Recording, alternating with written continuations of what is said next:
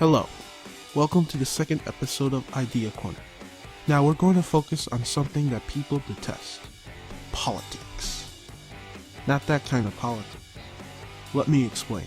Throughout my school career, I've probably learned about the structure of the US federal government maybe 5 or 6 times. In fact, I'll learn about the US government again this fall. I already know the basics. Separation of powers, the 3 branches of government, checks and balances, yada yada yada. I also know about the advanced stuff. You know, selective incorporation, common law, interstate compacts, that sort of thing. So now, you might understand my reaction when I learned that I'll have to relearn the entire system of American government next year, at least in my school district. Granted, it's only going to be a half a year, but still. I don't think my district has spent much time on the New York State government. Maybe one day in elementary school and a couple of moments in middle school. I know it has definitely not happened in high school. At least I know enough about my state's government to understand the system. But foreign governments? Yikes. Now I can probably see you foreigners typing in the comment section right now. But before you type, something the American education system sucks. Here's why mine is so much better. Pause for a second and ask yourself, is it? The fact that you already fundamentally misunderstand how the American education system operates should tell you the answer. I don't believe that most schools spend time learning about foreign governments, and it's understandable. Why would you spend time teaching your citizens about some other country's political system, something that most will never interact with in a major way, when you can instead reinforce knowledge about your own country's government? However, humans are an increasingly international species, with people moving between countries up to years at a time. Wouldn't it be more important to give those people an understanding of governments around the world? As well, couldn't comparisons between your government and others help you to better understand yours, enabling you to participate in political society much better? Wouldn't learning about other governments give people ideas to fix ours and put forth ideas to fix theirs? Wouldn't learning about other governments be more interesting than learning about yours over and over again? My answer is yes. And that's why my idea today is to create a class that will teach you those things, known as Governments of the World.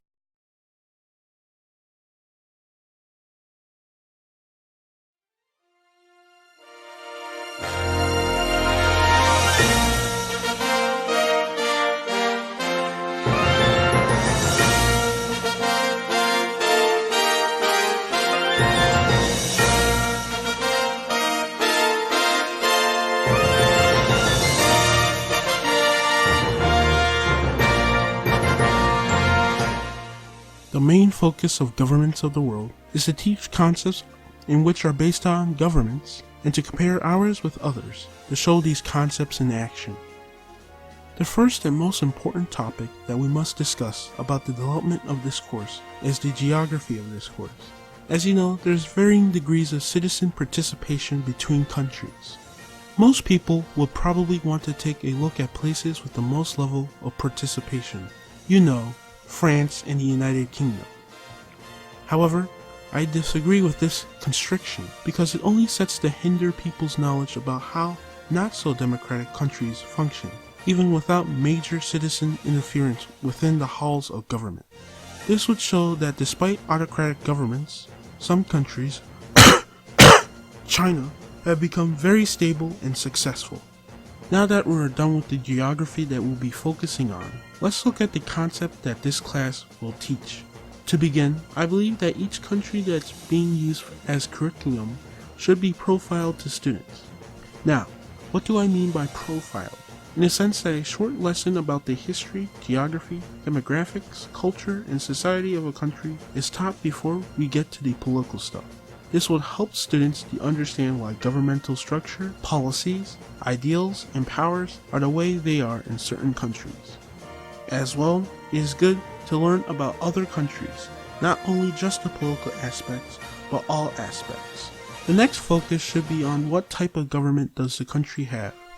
Is the country a monarchy, where the leader is a supreme authority, or a republic, where the matters of government are considered to be a public matter?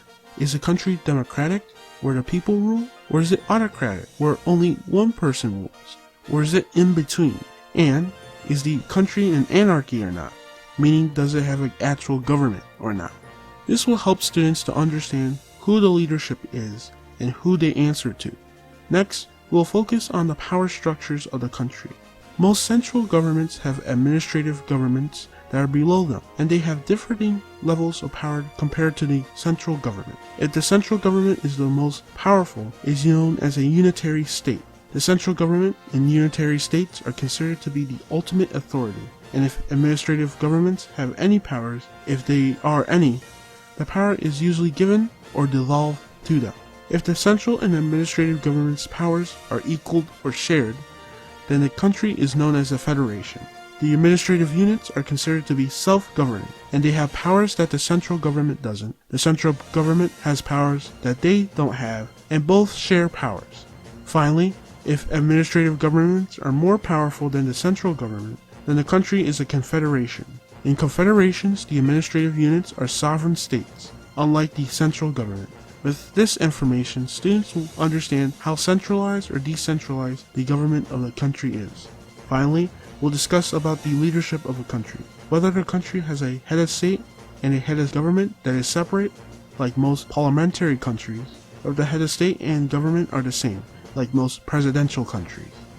After all of that, the class should spend some time on the country's constitution. Just a clear and concise explanation on the story behind it, what it says, what it allows the government to do, what it doesn't, and how to change it. There should also be a discussion about whether a country has a written constitution, a single document, or an unwritten constitution, a list of precedents, texts, customs, statutes, and other things, and the difference between them. Now, we will get to the branches of government and the separation of powers.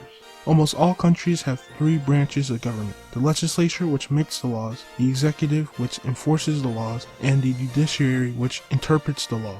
However, some countries have more branches beyond these traditional branches. Some have branches that control elections, called the electoral branch.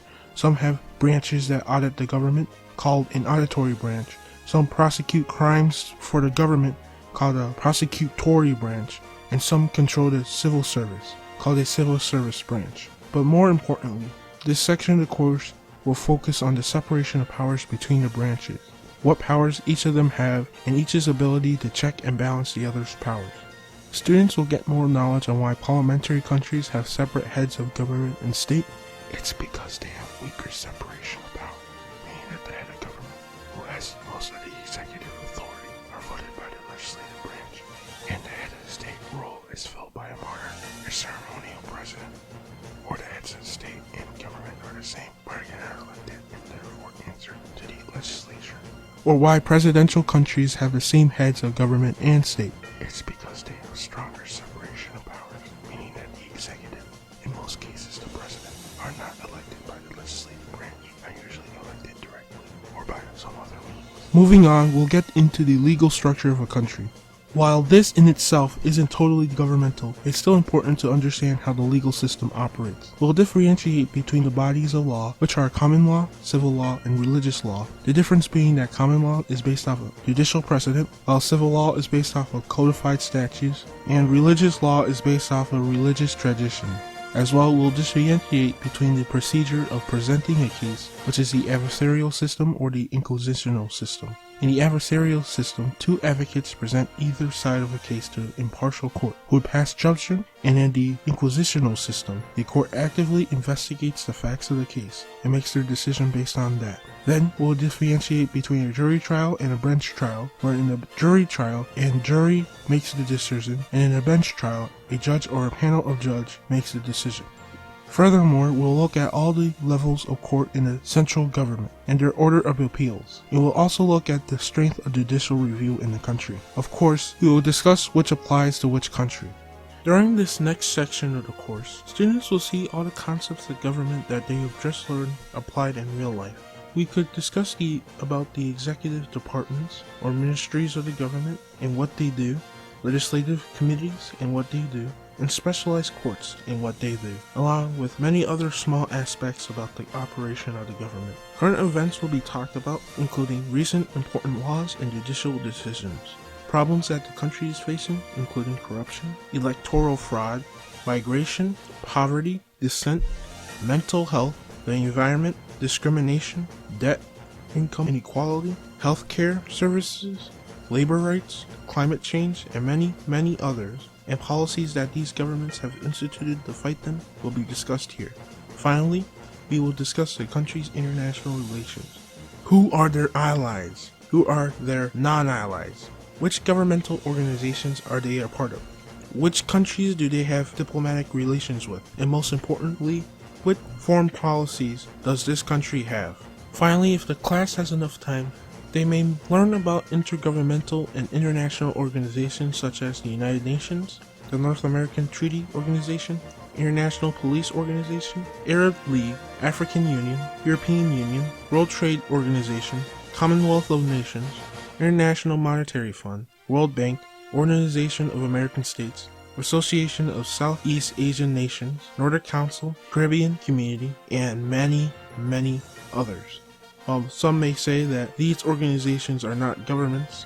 They help to control interactions between sovereign states, and some, like the European Union, can be considered to be confederations, an actual government. So I think it's good for people to learn and understand what these organizations' founding texts are and how they operate.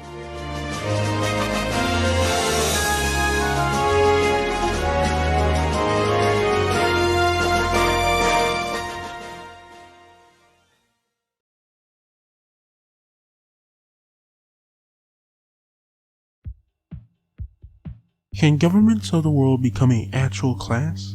Maybe, but not anytime soon. Education is a tricky subject because you'll need to teach general information that students will be able to call back on at some point in their lives, whether it's within their careers, in future learning paths, or in teaching other people with this information. Educators may feel that we already teach people enough about our local, national, and national governments. So then, why do we need to teach about foreign governments? As well, school budgets are getting constrained around the earth, with schools focusing on an increasingly smaller select number of courses. The class may not receive the funding or the research needed in order to make it fun and interesting. Finally, and most important, the class must not show any bias towards or against a particular group of ideologies or governments.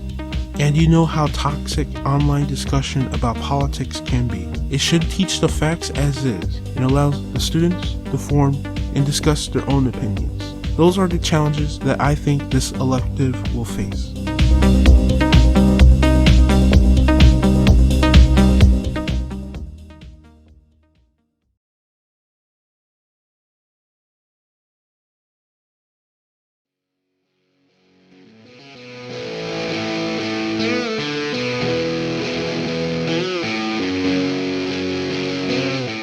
In conclusion, I believe that governments of the world will be a very great class to have because it imbues into students more knowledge about the political world around them, generates interest about politics as a whole, and gives students a more worldly outlook towards international affairs, despite the difficulty of teaching about governmental systems that are not yours. So, what are you waiting for? Petition your school board to create this elective. Thank you guys for watching this video. You have a lot of great stuff coming out this summer. Please like and subscribe.